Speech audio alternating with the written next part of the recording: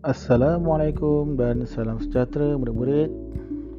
Bertemu lagi kita dalam video pembelajaran iaitu Unit 4 Reka Bentuk Pembungkusan dalam subjek Reka Bentuk Teknologi tahun 4. Baiklah, mari kita lihat objektif pembelajaran. Objektif pembelajaran kita pada kali ini ialah di akhir pembelajaran, murid dapat pertama, membezakan reka bentuk pembungkusan produk sedia ada dengan reka bentuk pembungkusan produk baharu. Kedua, murid-murid dapat menyatakan ciri-ciri pembungkusan produk. Ketiga, murid-murid dapat menyatakan kepentingan reka bentuk pembungkusan produk. Baiklah murid-murid, di sini kita masuk ke dalam subtopik kenali pembungkusan. Seperti yang murid-murid dapat lihat pada sebelah kiri murid, iaitu ada nasi lemak A dan juga nasi lemak B. Nasi lemak A ialah nasi lemak yang dibungkus secara sedia ada, di mana mana-mana penjual nasi lemak akan membungkuskan nasi lemak mereka dengan pembungkusan yang sama seperti dalam gambar yang murid boleh lihat. Ya. Manakala nasi lemak B pula dibungkus dengan packaging yang baharu, iaitu pembungkusan yang baharu. Di mana murid dapat lihat pembungkusan nasi lemak B lebih menarik berbanding dengan pembungkusan nasi lemak A yang dibungkus secara sedia ada. Begitu juga dengan pensel warna, ya, pensel warna A dan juga pensel warna B. Yang mana satu murid-murid akan hendak memilikinya. Sudah semestinya pensel warna B dengan pembungkusan yang baharu lebih cantik, lebih ergonomik, ya, dan juga mudah digunakan berbanding dengan bekas pensel warna A yang mana reka bentuk tersebut reka bentuk yang sudah lama, dan kebanyakan pengeluar pensel warna menggunakan pembungkusan yang sama. Baiklah, seterusnya ialah pembungkusan air minuman, di mana murid-murid dapat lihat pada zaman dahulu air minuman seperti susu, air minuman berkarbonat dibungkus, ya, di dalam botol kaca. Tetapi dalam zaman moden ini, ya, pembungkusan berubah kepada botol kaca kepada pembungkusan dalam kotak, di mana ia nampak lebih meyakinkan, nampak lebih menarik minat para pembeli. Jadi di sini murid-murid dapat lihat evolusi, ya, evolusi perubahan pembungkusan reka bentuk pembungkusan makanan. Ya, contohnya nasi lemak tadi kita menggunakan elemen alam semula jadi, ya, dan kita berubah kepada penggunaan bentuk kotak dari segitiga kepada bentuk petak, ya. Kemudian pensel warna, ya, berubah daripada bentuk yang sama semua, ya, yang menggunakan kotak, dan ada pengeluar yang telah menggunakan plastik. Ada yang menukar reka bentuk kepada dua tingkat, ya, daripada satu tingkat kepada dua tingkat seperti gambar rajah yang murid sedang lihat. Dan evolusi air minuman juga, pembungkusan air minuman, di mana dari botol kaca kita berubah kepada kotak yang lebih kecil, ya, yang mudah dibawa dan mudah untuk disimpan. Baik, terdapat 5 ciri pembungkusan produk, ya. Yang pertama ialah produk anda mestilah pembungkusannya mesra alam, ya. Itu yang paling penting, di mana pembungkusan pada zaman sekarang ini mestilah ada unsur mesra alam, di mana maksud mesra alam ini, bahan itu mudah dilupus dan tidak mencemarkan alam sekitar.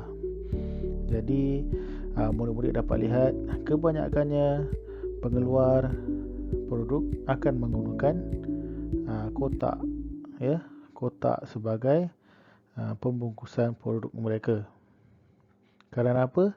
Kerana kotak ini senang dilupuskan dan tidak mencemarkan alam sekitar. Okey, baiklah. Yang kedua, ciri pembungkusan yang penting ialah mudah disimpan. Okey, di mana maksud mudah disimpan ini, reka bentuknya ringkas dan mudah disimpan. Contohnya seperti gambar yang murid boleh lihat di skrin, ya. Pengeluar produk kasut ini dia menggunakan bentuk segi empat. Ya, kenapa kita guna bentuk segi empat? Kerana ia bentuk yang ringkas dan juga ia senang disimpan, di mana ia muat untuk diletakkan, ya, pada sudut-sudut ataupun dalam almari kasut ataupun rak kasut yang berbentuk segi empat. Berbeza pula dengan berbentuk bulat ataupun bujur, di mana ia akan mengalami kesukaran untuk menyimpan kasut dan juga untuk menyimpan produk mereka. Baik, ciri yang ketiga ialah maklumat pelebalan, di mana setiap pengeluar perlulah membuat pembungkusan yang ada maklumat, iaitu pembungkus perlu mengandungi maklumat-maklumat yang berkaitan dengan produk mereka. Ya, contohnya seperti yang murid boleh lihat pada gambar rajah, di mana terdapat label nutrient facts, ya, fakta nutrisi, berapa lemak, berapa jumlah kalori, ya. Kemudian ada kita panggil sini barcode, ya, di sebelah kiri hujung, dan kemudian di tengah-tengahnya ada nama syarikat dan juga nama produk. Dan yang paling penting, reka bentuk ataupun design pembungkusan tu mestilah cantik, supaya dapat menarik minat orang hendak membelinya. Okey, itu ialah label. Yang keempat ialah mesra pengguna. Ya, maksud mesra pengguna ini, murid perlu mencipta ataupun pengeluar perlu menghasilkan pembungkusan yang memudahkan pengguna untuk mengendalikannya. Contohnya dekat dalam gambar rajah yang murid-murid boleh lihat, ya, produk tersebut dia ada pembungkusan yang cantik berbentuk segi empat dan kemudian dia ada pemegang. Okey, jadi ia memudahkan pengguna untuk membawanya dari kedai hinggalah ke rumah. Ya, begitu juga dengan pembungkusan yang lain.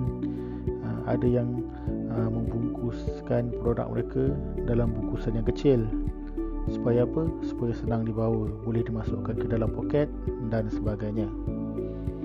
Yang kelima, yang terakhir, iaitu kekal kualiti, di mana produk ini mengandungi produk daripada terdedah kepada udara dan rosak. Ya. Jadi sebagai pengeluar, mereka perlu memikirkan pembungkusan yang dapat mengekalkan kualiti produk makanan mereka. Ya, contohnya gambar yang cikgu tunjukkan ialah air minuman. Jadi kena pastikan bahawa tin minuman tu tidak boleh ditembusi oleh udara ataupun mudah berlubang, okey, mudah rosak. Okey, jadi sebab itulah kebanyakannya orang beralih kepada pembungkusan tin, Sebab tin ini dia tak pecah. Dia tidak macam kaca. Kalau kaca jatuh pecah.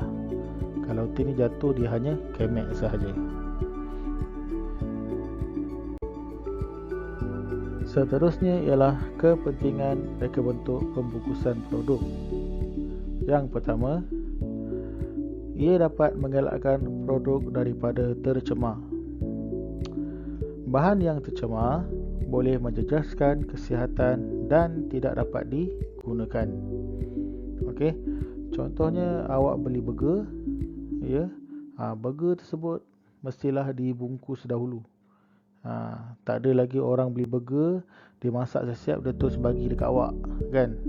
Okey, dia akan bungkus dulu supaya apa? Supaya ia tidak terkena sebarang pencemaran. Dia tak tercemar. Jadi bila ia tak tercemar, ia tidak akan menjejaskan kesihatan awak. Bila awak makan burger tu, tak sakit perut. Okey, itu contoh ya. Yang kedua, ia dapat mengawal keselamatan produk. Kenapa kita kena bungkus makanan ataupun produk?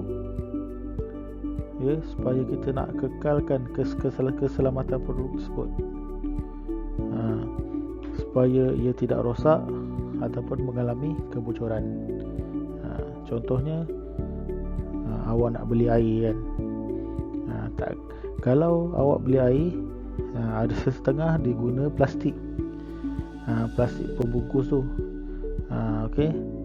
Contohnya awak beli dekat kedai makan, dia jual yang dalam, dia akan masukkan air awak dalam plastik pembungkus.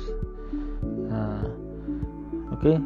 Dan ada setengah, bila awak pergi dekat kedai runcit, awak beli air, dia dalam tin. Jadi dekat situ mana yang lebih mudah berlaku kebocoran? Sudah semestinya yang dalam plastik. Okey. Jadi reka bentuk pembungkusan ini main peranan juga dalam mengawal keselamatan produk. Baik, yang ketiga ialah melindungi mutu dan fizikal produk, di mana produk boleh bertahan lebih lama dan dalam keadaan baik. Okey. Jadi kenapa kita setiap produk yang dihasilkan dekat dalam dunia ni mesti ada bekas dia, mesti ada pembungkus dia, supaya bila awak dah habis guna, ada tempat untuk disimpan. Bila simpan itu produk tersebut, awak boleh guna balik produk tersebut tanpa berlaku sebarang kerosakan pada produk tersebut, dan ia boleh digunakan dalam tempoh yang lama. Contohnya paku. Cikgu ambil contoh paku ya. Paku bila awak guna mesti ada lebih, kan? Bila ada lebih, yang lebih tu kita mesti simpan dalam bekas. Mesti kita simpan dalam bekas. Sebab apa? Kalau kita biar saja paku tu terdedah, ia akan berkarat dan tidak boleh digunakan lagi. Okey. Baik. Yang keempat ialah menyampaikan maklumat produk. Okey, di mana maklumat yang lengkap membantu pengguna mengetahui perkara berkaitan dengan produk. Maksudnya dekat sini, kepentingan reka bentuk pembungkusan produk ni, dia dapat menyampaikan maklumat produk tersebut.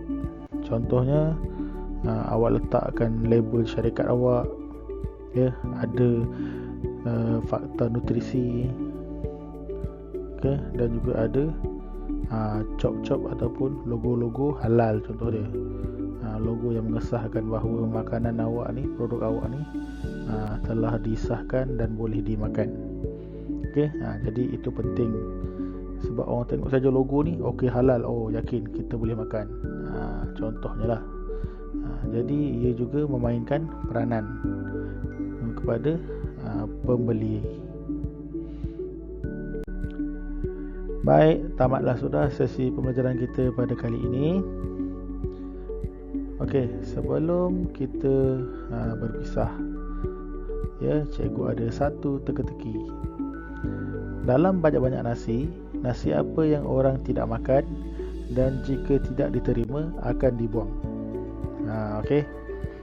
Kalau siapa yang tahu, boleh PM cikgu. Okey. Jadi semoga kita bertemu lagi pada video pembelajaran yang akan datang. Sekian, terima kasih.